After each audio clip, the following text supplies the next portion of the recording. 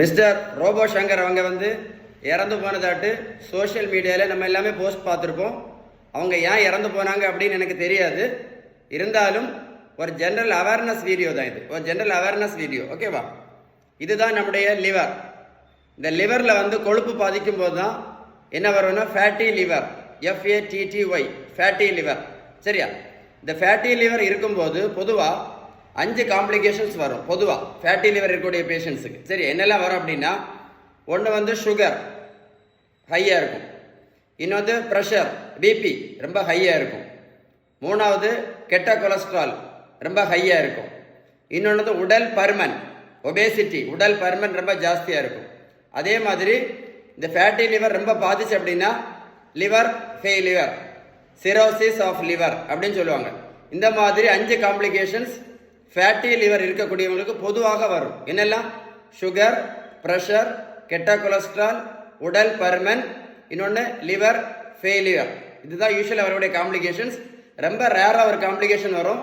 இந்த மாதிரி பித்தப்பையில் கல் வரக்கும் நிறைய வாய்ப்பு இருக்குது. ரொம்ப ரொம்ப ரேராக என்ன பார்த்தீங்க அப்படின்னா இந்த ஃபேட்டி லிவர் வந்து சிலவங்களுக்கு கேன்சராக கூட மாறதுக்கு வாய்ப்பு இருக்குது. சரியா?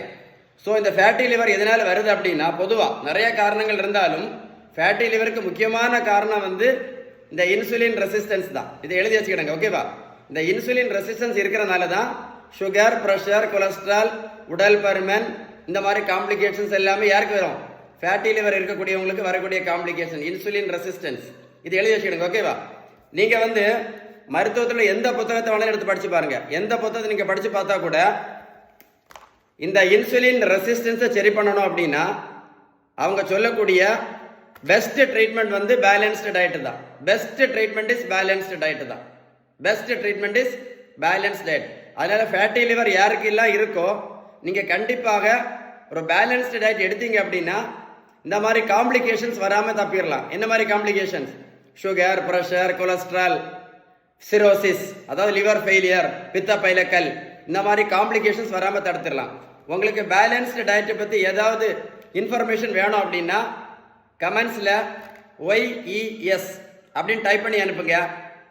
வீடியோ லைக் பண்ணி ஷேர் பண்ணிங்க அப்படின்னா இது ஒரு முக்கியமான அவேர்னஸ் வீடியோ, நிறைய பேருக்கு யூஸ்ஃபுல்லாக இருக்கும். சரியா?